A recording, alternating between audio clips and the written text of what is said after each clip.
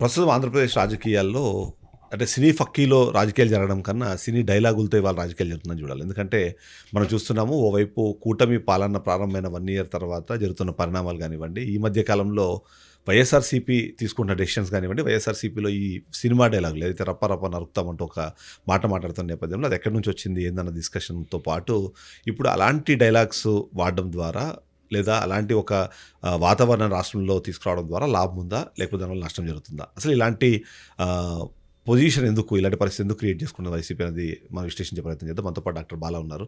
Doctor Bala, మనం చూస్తున్నాము వైఎస్ఆర్సీపీ మధ్యకాలంలో చాలా అగ్రెసివ్ స్టేట్మెంట్స్, అంటే గతంలో టీడీపీ పార్టీ రెడ్ బుక్ అనే దాన్ని మేము తీసుకొని వస్తాం, రెడ్ బుక్లో ఉన్న పేర్లు అందరూ ఎవరైతే వాళ్ళందరినీ శిక్షిస్తామని చెప్పారు. ఇప్పుడు వీళ్ళు బ్లూ బుక్ అన్నారు, అక్కడికి ఓకే. బట్ ఇప్పుడు మరీ నరుకుతాము చంపుతాము అనే మాట, లేకపోతే అలాంటి భావజాలం అనేది అలాంటిది ప్రజల్లోకి తీసుకెళ్ళడం నిజంగా దానివల్ల లాభం జరుగుతుందా, లేకపోతే పార్టీకి ఏమైనా నష్టం చేసే అవకాశం ఉంది? అంటే ఇక్కడ 2 థింగ్స్ మనం అబ్జర్వ్ చేసుకోవాల్సింది. అంటే ఎందుకు ఇలాంటి లాంగ్వేజ్ వస్తుంది బయటికి?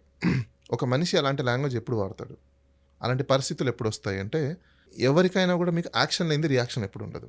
అంటే పోక్ చేసామంటే అక్కడ డబల్ పోక్స్ అనేది ఉంటాయి.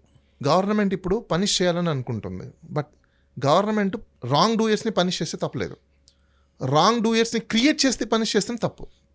ఇక్కడ ప్రభుత్వం ఎలా మారిపోయిందంటే, తప్పు చేయని వాడి చేత వీళ్ళు తప్పుని క్రియేట్ చేయిస్తున్నారు.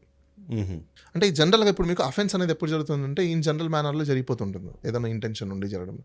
కానీ ఇక్కడ అఫెన్స్ని క్రియేట్ చేస్తున్నారు. గవర్నమెంట్ ఏం చేస్తుంది? Government it self becoming a wrong doer. Public order, law and order అని మనం అంటాం. పబ్లిక్ నిజంగా డిజార్డర్లో ఉన్నప్పుడు లా అండ్ ఆర్డర్ వచ్చి దాన్ని ఆర్డర్లో పెడుతుంది. కానీ ఇక్కడ లా అండ్ ఆర్డర్ మిస్యూజ్ చేస్తే, గవర్నెన్స్లో ఉన్న పవర్ని మిస్యూజ్ చేస్తే పబ్లిక్ మీకు ఆర్డర్లో ఉంటుందా? డిజార్డర్ అయిపోతుంది. సో ఇప్పుడు పబ్లిక్ డిజార్డర్ అయిపోవడానికి రీజన్ ఎవరు అంటే the present governance. Why? Because your language, your previous propaganda of language ఎవ్వరు మర్చిపోలేదు. YouTube, social media, it's available everything. ప్రతి ఒక్కరు ఏం చేస్తున్నారు, ఈరోజు మీరేం మాట్లాడారు, నిన్నేం మాట్లాడారు, దే ఆర్ కంపారిజన్. నిజంగా మీరు అంత సొసైటీని మార్చాలి అనుకుంటే మీకు 4 టర్మ్స్ మీరు ఎక్స్పీరియన్స్ పర్సన్ 70 years అబో నేను ఇంత పెద్ద మనిషిని నేను ఉన్నాను అనుకుంటే, సిట్ ప్రాపర్గా అంత ప్రెస్ మీడియాని పిలిచి, ఎస్ నేను గతంలో మాట్లాడింది నేను తప్పు, ఇలాంటి లాంగ్వేజ్ నేను కూడా యూస్ చేసి ఉండకూడదు, నేను అలాంటి భాషను వాడను, ఇంకా నుంచి నేను ఈక్వాలిటీ బిఫోర్ లా అనే పదంలో రాజ్యాంగం నాకు ఏదైతే కల్పించిందో అందరికీ కూడా నేను ఫేర్ అయినప్పుడు గవర్నెన్స్ డిశ్చార్జ్ చేస్తానని చెప్పని ఓపెన్ స్టేట్మెంట్గా మాట్లాడాలి. బట్ దాంట్లో ఇంటెన్సిటీ ఎలా ఉండాలంటే ప్రజలకు అర్థమయ్యే విధంగా ఉండాలి. అలా కాదు, మీరు రాళ్లతో కొడితే నేను పూలతో కొట్టాల్సిన అవసరం లేదు. మీరు ఏదాంతో అయితే ఏ భాషలో అయితే మీరు ప్రశ్నలు వేశారో అదే భాషలో మేము ఆన్సర్ చెప్పాల్సిన అవసరం అయిపోయింది. ఇప్పుడు ఒకటి చిదంబరం గారు, ఇప్పుడు మీరు కొట్టుకుంటారు, వాళ్ళు కొట్టుకుంటారు, ఎండ్ ఆఫ్ ద డే ఇంకా మీకు వాళ్ళకి డిఫరెన్స్ ఏముంది? వాట్ యు సే, నేను టోటలీ డిఫరెంట్ అని చెప్పారు. ఒక ఇంటలెక్చువల్గా నేను చదువుకున్నాను, నాకు చాలా ఎక్స్పీరియన్స్ ఉంది, సో దట్ నన్ను నమ్మండి, నన్ను చేయను అన్నాను. ఇప్పుడు ఈరోజు మీరేం మాట్లాడుతున్నారు, వాళ్ళు కొట్టారు కాబట్టి నేను కూడా, నీకు పవర్ ఉండే దీన్ని కొట్టడం కోసమా? ఇప్పుడు law and order, public order disorder అయినప్పుడు లా అండ్ ఆర్డర్ ముందుకు వస్తుంది. నువ్వు ఆ లా అండ్ ఆర్డర్నే మిస్యూజ్ చేస్తున్నప్పుడు, ఇప్పుడు ఒకటి అఫెన్స్ జరిగి ఉండి కేసులు పెట్టడంలో no doubt about it, right? Common logic అండి, మైండ్ అప్లై చేయాలి. ఇంతమందిని ప్రజలు చూస్తుండగానే ఈ రకంగా లా అండ్ ఆర్డర్ని మిస్యూజ్ చేస్తున్నప్పుడు ప్రజలకు అర్థమైపోతుంది, కోర్టులకు అర్థమవుతుంది, యాజ్ ఎ బీయింగ్ కౌన్సిల్స్గా మాకు అర్థమవుతుంది. కానీ ఎన్ని అర్థమైనా మీ పవర్ని మీరు మిస్యూజ్ చేస్తున్నారు. నేను ప్రెసిడెంట్కి ఒక లెటర్ కూడా రాశాను, డిస్ట్రిక్ట్ జ్యుడిషియరీ ఏమైపోయింది ఏంటని చెప్పేసి, ఎందుకు ఈ విధంగా ఒక ప్లేట్లా మారిపోతుంది గవర్నెన్స్ చేతిలో అని చెప్పేసి.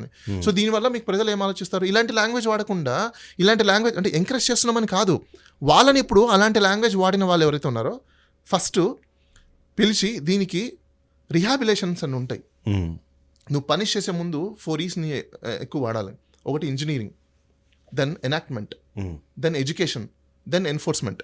ఇది మీకు బాగా గుర్తుంటుంది. మేము లాస్ట్ టైము రాజీవ్ గారికి కేసు వచ్చినప్పుడు ఇదే టాపిక్ని అందరి ప్రజలకు కూడా వెళ్ళే విధంగా మాట్లాడడం. ఎందుకు చెప్పామంటే, నువ్వు ఒక గవర్నెన్స్ చేసే చీఫ్ మినిస్టర్గా ఫస్ట్ నువ్వు పబ్లిక్ ఏం చేయాలి, ఇంజనీరింగ్ చేయాలి, పబ్లిక్లో ఉన్న ఇష్యూస్ని ఇంజనీరింగ్ చేసి దాన్ని ఎనాక్ట్మెంట్ చేసి దాన్ని ఎడ్యుకేట్ చేయాలి. ఎడ్యుకేషన్ ఎక్కడ ఉంది? Where is the education? ఇప్పుడు వాళ్ళకి అలాంటి భాష మాట్లాడాలన్నా మాట్లాడకూడదు, క్లాసెస్ ఏమైనా ఉన్నాయా? ప్రొహిబిషన్ ఆఫీసర్స్ ఉన్నారు, వాళ్ళు ఏం చేస్తున్నారు? గవర్నమెంట్ డిపార్ట్మెంట్లో దానికి సపరేట్గా సంబంధించిన సైకలాజికల్ సంబంధించిన డిపార్ట్మెంట్లు కూడా ఉన్నాయి. ఒక చైల్డ్ వెల్ఫేర్ నుంచి కూడా ఉన్నాయి. రప్ప నరుకుతాము అనే మాటలు మాట్లాడడము, ఆ మాట్లాడిన తర్వాత అతను వైసీపీ కార్యకర్తను టీడీపీ కార్యకర్తను వైసీపీ వాళ్ళు దాని గురించి డైరెక్ట్గా మాట్లాడే పరిస్థితి. అసలు ఇప్పుడు అలాంటి మాటలేం మాట్లాడకూడదు అనుకున్నాడు. ఎవరు మాట్లాడినా తప్పే కదా. నేను అబ్సల్యూట్లీ అదే అంటున్నా. ఇప్పుడు ఎవరు మాట్లాడినా అంటే తప్పు జరుగుతుంది అన్నప్పుడు దాని రూట్ కాజ్ ఎక్కడ అంటున్నా నేను. Find out the root cause అన్నప్పుడు ఇప్పుడు అతన్ని పనిష్ చేయాలని అనుకుంటే మిమ్మల్ని కూడా పనిష్ చేయాలి. బికాస్ అతనికి ట్రైన్ చేసింది మీరు, అతనికి నేర్పించింది మీరు. ఇక్కడ లాలో ఎలా ఉంటుందంటే ఎప్పుడైనా కూడా కాన్స్పిరసీ అని ఉంటుంది. 120B ప్రీవియస్ సెక్షన్ 120B అని ఉంటుంది. ఎందుకంటే ముందే ఒక గ్రూప్ ఆఫ్ పీపుల్ అంతా కాన్స్పిరసీ. ఇప్పుడు మీరు అప్పుడు చేసిన యాక్ట్ అది కాన్స్పిరసీ. ఎందుకు కాన్స్పిరసీ అంటే ఈ రోజు వాడు నేర్చుకోవడానికి రీజన్ ఏంటి? ప్రేరేపితం అంటారు. ఇంటిమిడేట్. ఎందుకు ఇంటిమిడేట్ చేస్తారు? నువ్వు ఒకరిని ప్రేరేపించావు, వాడు ఏమంటాడు ఈ రోజు బయటకు వచ్చి నువ్వు ఎక్కడి నుంచి నేర్చుకున్నావు అని ఒకవేళ కోర్టులో ప్రశ్న వేశారు అనుకోండి, నేను పలానా పొలిటికల్ పార్టీ క్యాంపెయినింగ్లో చూసి నేర్చుకున్నా అంటాడు. అప్పుడు ఏమైనా పనిష్ చేయాలి? ఇతన్నా నేర్పించింది ఎవరు? అతను. నేర్చుకున్నది ఎవరు? ఇతను. అతను చేసిన డేంజరస్ యాక్ట్ వల్ల ఇప్పుడు మనం అంతకుముందు చూసాం ఊపా యాక్ట్ పెట్టేవాళ్ళం. ఒక పాంప్లెట్ రిలీజ్ చేశారని చెప్పేసి. దేనికోసం పాంప్లెట్ రిలీజ్ చేస్తే ఊపా యాక్ట్ పెట్టేవాళ్ళము? దీన్ని చూసి చాలామంది ప్రభావితం అవుతారు. ఆ ప్రభావితం అవడం వల్ల law and order, public order, society damage జరుగుతుంది అని చెప్పేసి. అవునా? ఇప్పుడు వీళ్ళు ఈ రోజు చేసిన దానివల్ల సొసైటీ ఇలా డ్యామేజ్ అయింది. ఇలాంటి బూతులు మాట్లాడడం కావచ్చు, సినిమా డైలాగ్ యూజ్ చేయడం కావచ్చు. ఎందుకంటున్నానంటే ఇప్పుడు ప్రెసెంట్ ఉన్న deputy chief minister of mister Pawan Kalyan himself said పబ్లిక్కి లేకపోతే ప్రజలకి యూత్కి స్కిల్స్ని నేర్పించమంటే లైఫ్ గురించి నేర్పించాలి కానీ ఎందుకు యూజ్ లేని స్టంటింగ్లో నేర్పించమని చెప్పేసి అని ఒక deputy chief minister before elections చెప్పినప్పుడు ఆ యూత్ ఏం ఆలోచిస్తుంది? ఓహో, ఇంత పెద్ద వ్యక్తి, ఇంత ఫాలోయింగ్ ఉన్న వ్యక్తి ఆయనే స్టంటింగ్లో వాడమని చెప్పారు, బైకుల్ని సైలెన్సర్లను పీకేసి రప్ప తిరగమని చెప్పినాడు, డైరెక్ట్గా పబ్లిక్లో చెప్పాడు కదా, నేను చేస్తే తప్పేంటి అనుకుంటాడు. This is called influence. You made that statement, right? Are you ready to withdraw that statement openly? No.